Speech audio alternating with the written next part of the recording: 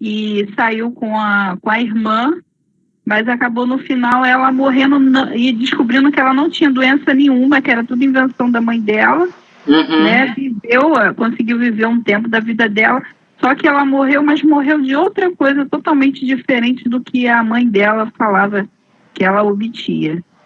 E ela vivia em cárcere, vivia presa. Se a gente for ver, isso aí é síndrome de Munchausen. Munchausen por transferência. A mãe passou exatamente por isso. Só que provavelmente nesse material que você assistiu não menciona a síndrome, né? Porque é uma coisa recente, pesquisada recentemente.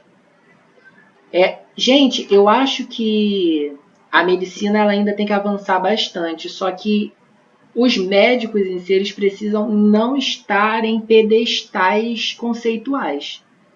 O que eu quero dizer aqui há uma determinação muito grande. É isso, é aquilo. E quando há uma confusão, não se diz eu me confundi, ou não era exatamente o que eu estava dizendo. Disse assim, é porque a doença evoluiu de forma diferente. É o peso do DR. Exatamente. É o peso do DR, pode crer. Então, há falhas na evolução e na análise de coisas. O que a gente precisa ter é a decência, a ética, a humildade de dizer, olha, agora a gente descobriu uma nova estratégia, agora a gente descobriu um novo jeito. Isso vai acontecer, inclusive, com os atendimentos psicopedagógicos que vocês desenvolverem. Há muitos problemas de aprendizagem que seguem fluxos que não necessariamente são aqueles que a gente estudou dentro dos modelos que a gente viu, dentro dos materiais que a gente leu.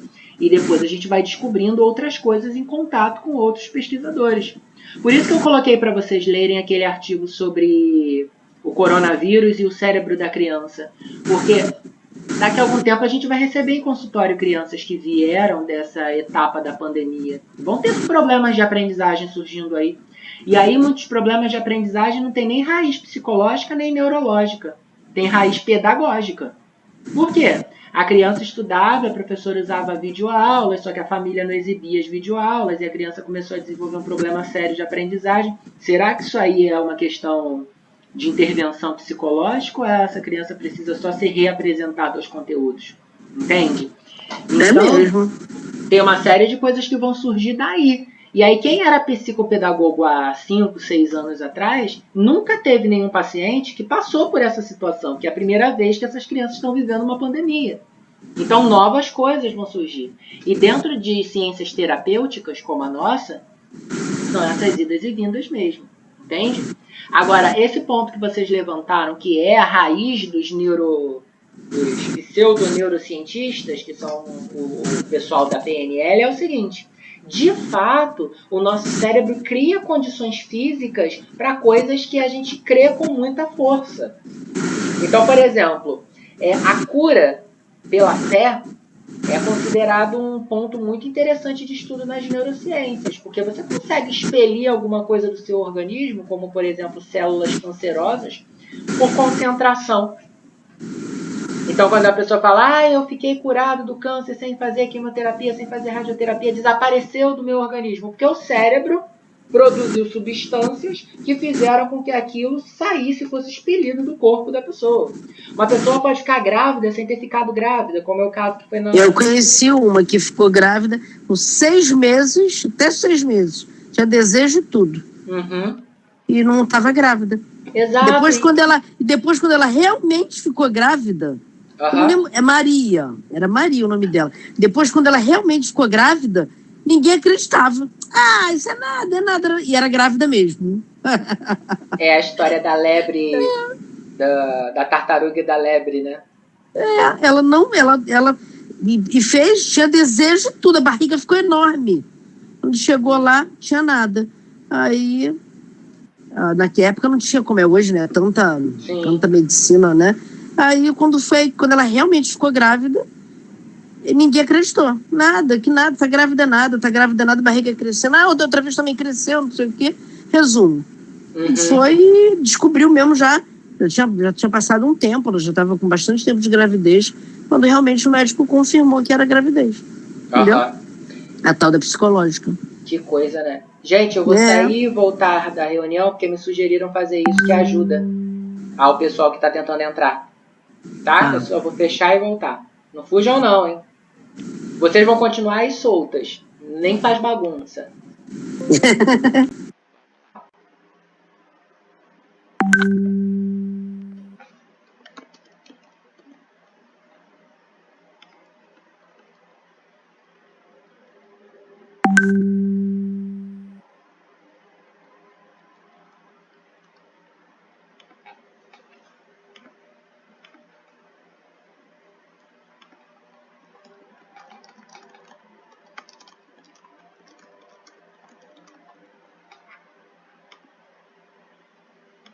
É facinho. Mas a dica que você deu ficou perfeita. Ela só achou a massa meio chatinha de fazer. Falei, pô, tu faz coisa mais difícil? Não sei por que ela achou. Porque eu falei assim, pô, você faz coisa mais difícil. Fiz tão rapidinho. Tão rapidinho. É tão rapidinha. Pô, ficou deliciosa, maravilhosa. Maravilhosa. Pô, e gasta nada, né? Gasta nada. Oi? Não gasta nada. Nada. Ela fez só de mussarela, porque eu não tinha... que o povo não é muito chegado a calabresa, não. Aí eu não fiz com calabresa, não, mas fiz com queijo, orégano e tomate. Eu adoro com tomate. Oi, gente. Pode inventar, pode fazer de frango. Ficou perfeito. Não podia ficar melhor. Boa tarde pra quem A melhor coisa, parar de gastar dinheiro. Poxa, a massa fica muito fofinha, né? Parece de pizzaria mesmo. Oi, gente, voltei. Boa tarde para quem chegou agora. Boas-vindas. E eu tenho uma dúvida muito grande que eu preciso esclarecer. Em que momento a discussão sobre como o corpo muda em relação ao cérebro virou a massa da pizza? Você escutou? Eu saí da conversa e a gente estava falando sobre gravidez psicológica. Eu voltei, bota frango, bota orégano. E você falou que não era pra ter bagunça. Eu tive na casa da Cris. Eu fiz uma visita à Cris e ela fez a pizza.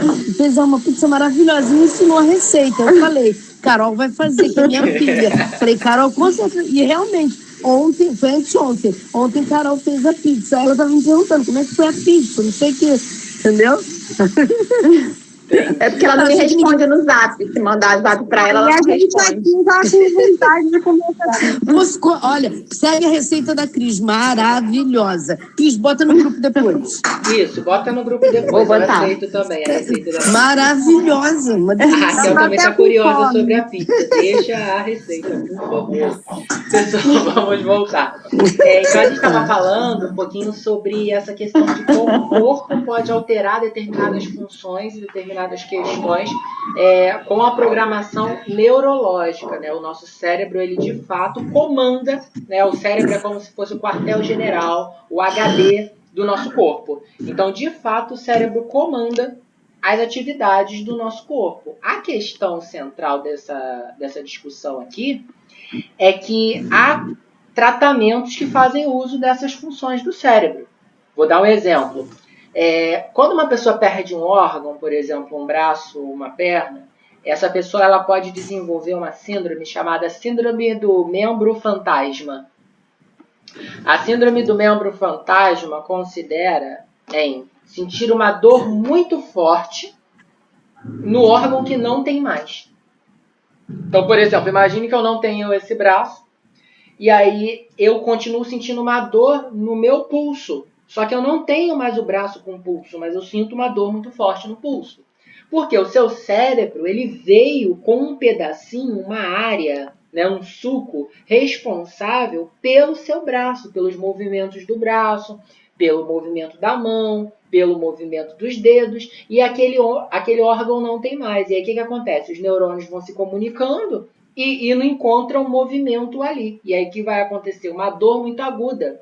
Só que o cérebro está sendo informado, o Anderson quer pizza, o cérebro está sendo informado sobre uma dor em algo que não existe.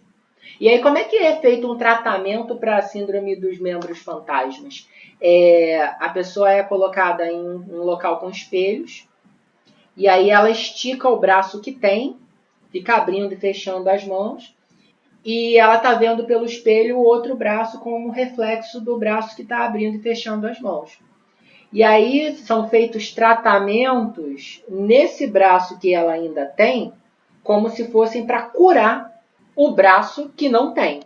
Então, por exemplo, faz-se uma massagem no braço, passa-se um remedinho, e a pessoa fica olhando pelo espelho o outro braço, o braço que não tem. A própria hipnose também, né? Muitas a hipnose doenças são tratadas exatamente pela hipnose. Isso é uma estratégia de hipnose. E aí, vejam só, professora, então a hipnose é uma técnica da neurociência, a programação neurolinguística é uma técnica da neurociência, não. Pegam-se esses fundamentos, essas metodologias, né? E se aplicam a estratégias, técnicas e outras áreas que não são áreas de ciência, não são áreas de pesquisa, para fins de entretenimento ou coisas outras. Eu queria, então, que vocês entendessem que há uma responsabilidade muito grande em se estudar neurociência.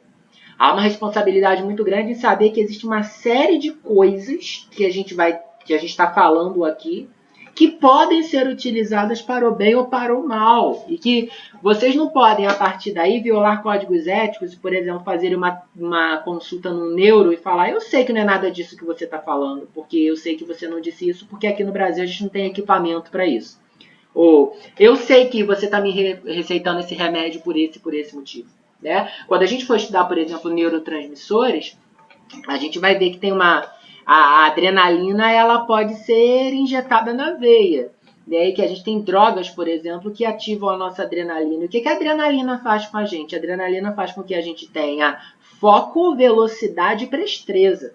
Então eu sei que se eu usar êxtase, por exemplo, o êxtase libera altíssimas doses de adrenalina no organismo. Você vai ficar elétrico e ponto para fazer qualquer coisa. Então, professor, eu sei a solução. Quando eu estiver muito cansado ou cansada, quando eu estiver improdutivo, eu uso êxtase, porque aí pronto, resolvido. Claro que não, né, gente? Mas saber isso... Oi, Darla. Eu queria fazer uma pergunta. Sim. Não está sendo referente ao que está sendo falado, mas, assim, pela explicação anterior que deu, da pessoa perder o braço e faz, né, uma especialização com eles de frente ao espelho, para ele mentalizar, visualizar que não existe mais aquele órgão, que só tem um órgão só. Nesse caso, mudando para um outro tipo de situação, que eu assisto muito, assim, acompanho reportagem, pesquisas e tal. Um tipo de questão que acontece no nosso dia, em relação à pandemia, é a depressão, né? Das pessoas que estão presas em casa. Segunda questão é a questão da pessoas estão ficando mórbidas, muito gordas por devido à depressão, por estar preso, ou pandemia, ou seja, o que tem? Comer, beber, dormir, a maioria é isso, comer, beber e dormir. E aí acabam se tornando acima do peso. E outras se tornam acima do peso sem comer nada, só pelo estado emocional. Essa questão do estado emocional, esse tipo de tratamento com relação ao braço, caberia também ao tratamento dessas pessoas em questão do estado emocional, que engordam por devido à depressão de estar reprimido, não porque come, mas porque está em depressão pela situação que está vivendo no cotidiano. Darla, isso é uma questão muito importante, porque a gente pode trabalhar essas questões aí de comportamento por duas abordagens. A gente pode abordar terapeuticamente com o que a gente chama de condicionamento, que foi esse exemplo que eu dei para você do espelho, né, e da síndrome do órgão fantasma, ou a gente aborda por estímulo. E aí o estímulo, ele na maioria das vezes é um estímulo medicamentoso, é um remédio. né? Então, dá-se remédio para que a pessoa ative menos aquela área do cérebro que faz esse tipo de coisa acontecer, como, por exemplo, os pensamentos depressivos. Aí eu vou dar o exemplo de uma substância. Eu tinha um cliente, eu tinha um cliente, ele já faleceu, que ele perdeu as 2 pernas. Uhum. E ele falou para mim, isso é relato dele. Ele falava assim, mas eu perdi as 2 pernas no extintor, enchendo o extintor, amputou na hora, as 2 pernas. Uhum. Ele falou, eu senti a minha perna coçar, meu pé coçar, minha perna tá coçando. E ele falou, mas eu não tinha as 2 pernas. Fiquei sem as 2 pernas e eu sentia, como se o meu cérebro entendia ainda que eu tinha as 2 pernas e coçava, doía, tá doendo, tá dando, tá coçando, e não tinha nem a perna, entendeu? É isso, porque o cérebro ainda está instalado, ainda está organizado para aquela função que não tem mais.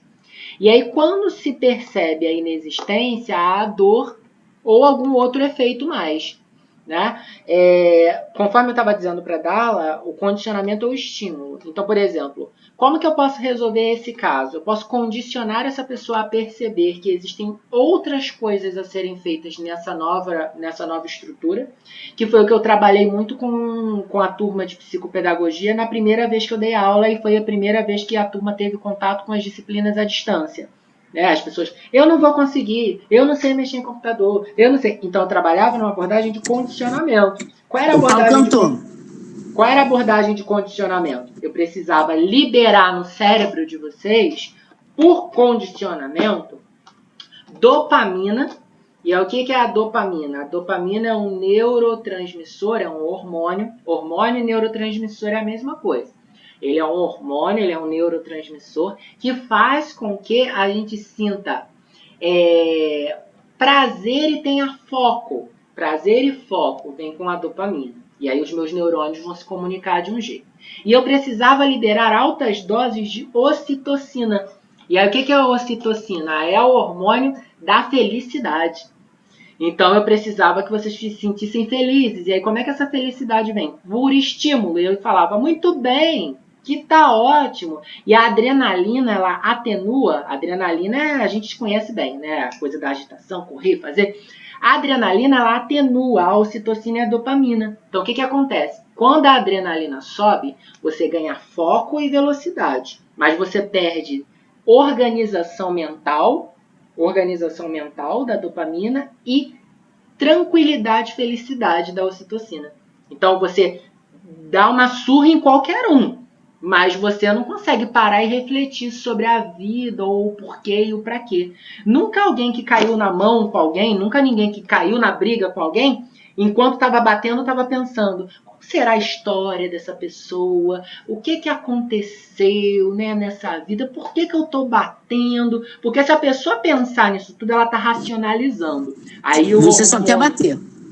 O hormônio dopamina vai circular e aí a dopamina vai desligando a adrenalina. Só que se a adrenalina está ligada, a dopamina está desligada. Então a dopamina, o que causa a organização dos seus pensamentos, está desligado. Então você não está pensando em nada de forma organizada. Por que eu estou dizendo isso tudo? Eu precisava liberar essas coisas no organismo de vocês de forma condicionante. Eu precisava condicionar. Eu não podia, na minha terapia, entre aspas, com vocês, usar estímulos medicamentosos. Eu não podia dizer assim, por exemplo, olha só, um aluno me procurou de madrugada e eu falasse assim para ele, olha, eu entendo que você está com dificuldade no trabalho e que você está muito preocupado com essa coisa da disciplina online. Você vai numa farmácia, por favor, e compra clonazepam. Clonazepam vai resolver todos os seus problemas aqui com a pós-graduação. Aí o aluno vai, obrigado, professor. Tomei clonazepam, tá resolvido, professor, muito obrigado. Aí vem outro aluno, professor, eu não estou conseguindo prestar atenção nas aulas online porque abre janela e tem muita coisa para fazer. Eu falo, olha, agora no seu caso, você vai lá na farmácia e vai comprar uma Ritalina. Toma Ritalina que a sua atenção vai ficar... Não existia essa possibilidade. Mas percebam, a gente programa o funcionamento do nosso cérebro e o nosso cérebro controla todo o resto do nosso corpo através de condicionamento, ou seja, faz isso, repete isso, faz isso, repete isso, ou estímulo. E esse estímulo pode ser um estímulo físico, como, por exemplo, uma cutucada, ou um carinho, ou eu te pego, te coloco em determinada posição, quando, por exemplo, o professor pega na mão do aluno e escreve com ele, ou o medicamentoso. Né? O remédio vai cair na corrente sanguínea, vai chegar ao cérebro e esse remédio vai ativar algum desses neurotransmissores, algum desses hormônios que vai fazer com que, né, o cérebro funcione do jeito X ou do jeito Y que se espera para ele. Aí vocês vão dizer assim, professor, então a solução dos problemas são os remédios, né? Se você der remédio, resolve. Não. Por quê? Cada ser humano é de um jeito. Então as quantidades dessas substâncias ainda não são precisas. Então, vocês podem perceber que pessoas que têm depressão ou determinadas síndromes que precisam de medicação, elas têm um período muito grande, às vezes de anos, até a dose da medicação ser acertada.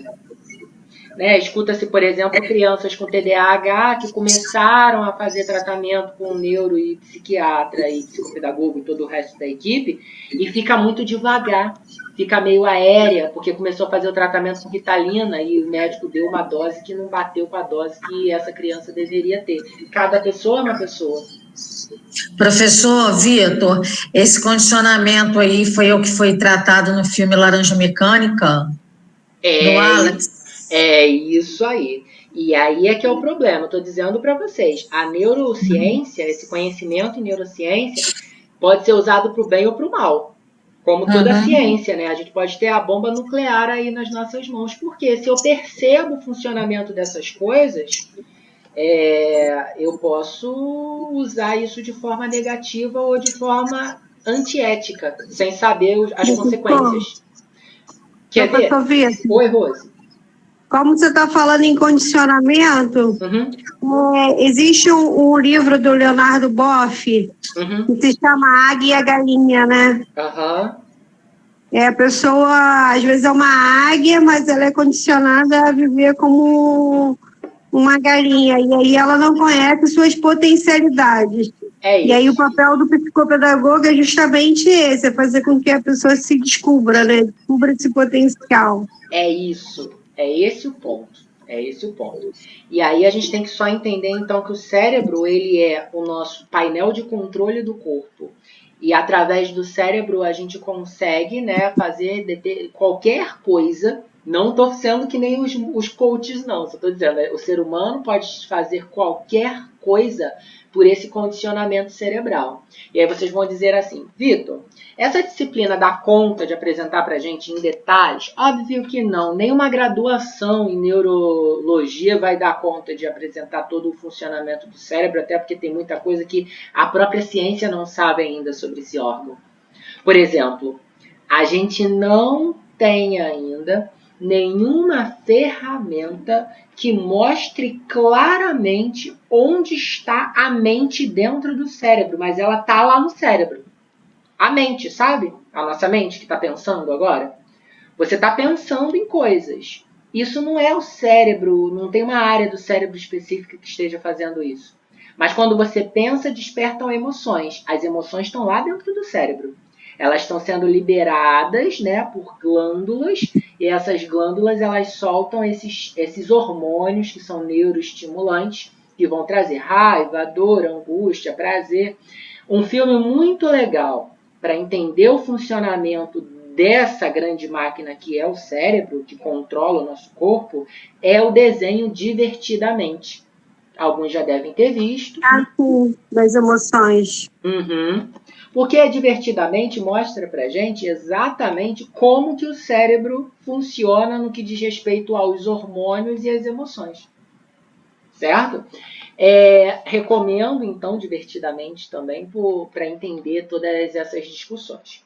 E aí, pessoal, voltando aqui ao nosso calendário de atividades, a gente já está no finalzinho, o link para a transmissão, a Elizabeth, ela porque assim, a gente não consegue convidar a professora Marta Helvas para dar palestra para a gente na pós-graduação da Simse. Porque ela deve cobrar para fazer isso caro, né? E mesmo que a gente fizesse uma campanha, ela é vinculada a algumas instituições com dedicação exclusiva, então ela não toparia. Mas ela tem muito vídeo na internet, muita palestra, muito cursinho grátis, então dá para procurar a Marta Helves. Mas a gente tem a Elizabeth, que tem essa página no Face e que é a seguidora, digamos, a pupila da Marta Helves. Então a gente vai ter a possibilidade de trocar muitas ideias com ela. E aí eu a convidei para dar uma palestra para vocês no dia da terceira aula com o tema neuroeducação. Então ela vai falar sobre essas coisas que a gente está estudando nas bases neurológicas na educação, no trabalho do psicopedagogo propriamente dito. E aí, para essa aula, tem uma tarefa que é uma tarefa relativamente simples, que é assim, ó, poste aqui as 2 perguntas que você fez no chat e as respostas, diretas ou indiretas, recebidas durante a palestra. Qual é a ideia? Cada um de vocês, no dia da palestra, 9 horas da manhã, no dia 18, vai entrar na conversa, vai abrir lá o chat, né, onde você manda as mensagens, vai abrir o chat. Deixa eu abrir aqui. Chat. Vai abrir o chat e vai colocar a pergunta. 1. Qual a sua opinião sobre o cérebro do autista? Boa pergunta. 2. Sei lá, vamos pensar numa pergunta para um pessoal de neuroeducação. Quais critérios são usados num atendimento neuropsicopedagógico? Pronto. Aí eu entraria, colocaria essas 2 perguntas e jogaria lá. Aí, ao longo da palestra, ela vai falando coisa, fala, sobre a pergunta da Débora, a resposta é tal, tal, tal. Aí passa, a Débora vai lá e coloca a pergunta.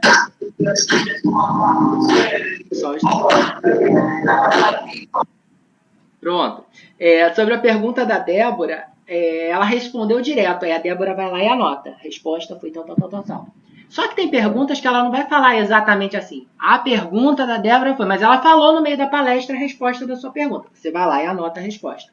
Você vai pegar pergunta e resposta e vai jogar aqui nesse chat do grupo. Vai abrir o grupo, vai clicar em responder, porque para mim não aparece, porque eu sou o professor da matéria. Mas vai clicar em responder e vai escrever. Pergunta 1, pergunta 2 e mandar. Então, recapitulando, qual é a penúltima tarefa? Você vai entrar na palestra e vai fazer 2 perguntas para a palestrante no chat.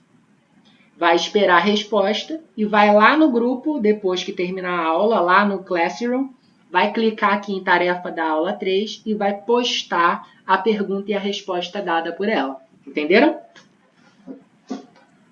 Essa atividade vale 2 pontos e a ideia é justamente que a gente tenha aí um material bom para dialogar. Não é uma entrevista à distância, a gente tem uma profissional de ponta nessa área. Não estou menosprezando o meu trabalho com vocês, mas a gente tem que dar voz também a pessoas que são autoridades no tema. Né? Então a gente tem a Elizabeth como autoridade no tema falando com a gente, fechando o nosso ciclo, e vai dar a palestra dela respondendo as perguntas de vocês e durante a aula vocês participem também. Só que tem aquela história do arroz com feijão antes de ir para a atividade. A gente vai comer o nosso arroz com feijão antes de ir para a palestra dela. Porque ela vai ao longo da palestra falar assim, porque uma sinapse acontece, não sei o quê. Você sabe o que é sinapse? Já vai ter estudado na minha aula. Porque a memória humana, não sei o que lá. Você sabe como é que a memória humana acontece, que ela é no hipocampo, no hipotálamo. Aí ela vai falar assim, porque no córtex motor do cérebro, você já fez um desenho do cérebro e sabe onde é o córtex motor. Então ela vai usar termos técnicos que vocês vão saber o que é antes de entrarem na aula dela, entende? Então a gente vai entrar na aula preparado para o debate. E a última tarefa, essa é tranquilíssima, é uma autoavaliação. Você vai postar aqui um breve comentário das contribuições dessa disciplina e sua participação nela. Aí você vai lá e vai responder assim: a disciplina tratou sobre o cérebro humano, comportamento, atitude, nananana. Coloque pontos negativos. Eu tive dificuldade de acessar tal coisa, o livro era muito grande, o professor fala demais, e coisas assim, tarará, tarará, ponto. E manda. É uma autoavaliação, é só para saber como a disciplina foi e como vocês se saíram nela. Essa última atividade vale 2 pontos. As perguntas feitas para a professora Elizabeth valem 2. O desenho do cérebro vale 3. E aquele texto que vocês têm que produzir explicando, né, o que é neurônio, cérebro e neurociência vale mais 3, totalizando os 10 pontos da disciplina. Certo? Ficou tranquilo como que vai fluir? Vitor. Oi, Anderson. Tudo bom? Tudo. Esse desenho do cérebro é próprio punho? Como é que você quer que seja feito isso? Vamos lá. Aqui eu falei lá no comecinho, a gente ainda estava naquela coisa da conexão. O que acontece? Vocês vão produzir um desenho de um cérebro e de um neurônio. E fazer uma divisão didática de como acharem melhor. Então, vocês vão desenhar o cérebro e vão puxar uma setinha e escrever córtex pré-frontal, lobo temporal, cerebelo, hipocampo. Mas disso não é o item obrigatório. Vocês podem usar uma outra abordagem. Desenhar metade do cérebro e colocar lá as coisas por dentro, né? As estruturas por dentro. Vocês podem fazer de cima e aí colocar lá córtex motor, pré-frontal, lobo temporal. Vai ficar a critério de vocês qual desenho de cérebro vão fazer. Podem fazer no papel, numa folha de A4 à mão e pintar, ou podem fazer em programas de computador, como o Paint ou programas aí adicionais. Só tem que ser produzido por vocês, não pode ser pronto. Ok? Sim, entendi. Tranquilo? Entendi. Valeu, obrigado. Nada. Entendi. E aí, pessoal, sobre o cérebro que vocês vão produzir, fica a dica, né? Dependendo da boniteza do cérebro que vocês produzirem, pode circular aí pelas redes sociais de vocês. Faz um print, tira uma foto e coloca assim: você sabia que o cérebro tal coisa, tal coisa, tal coisa? Para mais informações, falem comigo. Mônica Monteiro, estudante de psicopedagogia. Josimara da Silva, estudante de psicopedagogia. Entendam que ao fazer isso, vocês já vão ser talvez até procurados por possíveis clientes. E aí você fala: espera só um pouquinho, que eu vou me formar daqui a pouco, eu te atendo. Fazer esse material circular é a nossa função como estudante de pós-graduação, né? Tornar a ciência algo que as pessoas têm acesso. Essa disciplina ela é de base neurocientífica, né? A gente está estudando as ciências do cérebro. Então é isso. Essa parte inicial assim, de apresentação ficou ok para vocês, né? Agora a gente vai trabalhar os slides da primeira aula e vai falar um pouquinho sobre todas essas questões que a gente já teve meio que uma introdução aqui, que são os conceitos elementares, tá? Antes disso, vamos esclarecer então pontos importantes que a gente falou até aqui, né? Deixa eu esclarecer esses pontos olhando bem para vocês. Professora, a atividade... Deixa eu me voltar aqui no chat, porque alguém perguntou alguma coisa. Professora, a atividade tem que ser escrita com as nossas palavras. Sim, Michele, tudo que você produzir para essa matéria tem que ser com as suas palavras. Não precisa citar nada de material nenhum. Eu quero ver a cara de vocês nos escritos. Eu quero que vocês escrevam do jeito de vocês. Não é um TCC, não é um trabalho de conclusão de curso também para ter aquele discurso bonito, elaborado. São com as palavras de vocês o que vocês estão entendendo dos conteúdos, certo? Vamos lá, eu vou voltar a transmitir a minha tela. Porque aí vocês conseguem acompanhar a tela inteira. Vieta. Oi. Vou interromper um pouquinho. Pode falar. Ontem eu pedi para o meu filho digitar um trabalho que eu fiz. Ele está fazendo direito. Sim. Ele pegou a minha fala e transformou toda de forma formal. Aí eu falei assim, filho, mas isso não é a minha fala. E aí ele falou assim, mãe, mas está muito pobre o texto. Mas eu falei assim, ó, porque sabe o que acontece? A psicopedagogia, a gente fala muito com a emoção. Então, essa formalidade não tem nem nos livros, na verdade. Se você pegar um livro para ler, que está aqui, da Alicia Fernandes, você vai ver que não é uma fala, assim, técnica, formal, entendeu? A gente usa muito o sentimento, né? O emocional mesmo. Você acha que eu tô certa nessa minha fala? Tá, sim, tudo depende da proposta. Eu estou produzindo um material agora recente chamado 100 Dicas Acadêmicas. É um livro que vai sair para o final do ano. E aí ali eu falo, entenda a proposta, uma das dicas é entenda a proposta do professor com relação ao trabalho. É sempre muito importante que a gente entenda o que o professor quer no trabalho. Se ele quer que a gente se expresse de maneira formal, se ele quer que a gente faça um relato de experiência, se ele quer que a gente... E aí tudo vai depender da maneira como o professor solicitou a tarefa. Por isso que eu posso te dizer, se fosse para mim a disciplina, eu ia gostar de você falar com o coração. Se eu fosse ser orientador de TCC, eu não ia gostar que você falasse com o coração, porque eu ia querer que você escrevesse. Sim, porque o TCC precisa ser uma coisa científica, né? Isso aí. Aí vai depender, né? Se eu pedisse para você fazer um estudo teórico, aí eu gostaria que você fizesse trabalho com uma formalidade. Se eu quisesse que você fizesse um estudo de caso, aí você não teria tanta formalidade. Então vai depender de como foi pedido, né? Vamos então. Primeira coisa que a gente precisa saber aqui nessa discussão, antes de eu entrar nos slides basilares. Vamos olhar o programa de disciplina, a ementa, né? Pessoal, essa disciplina de neurociência, eu não posso despertar sentimentos ruins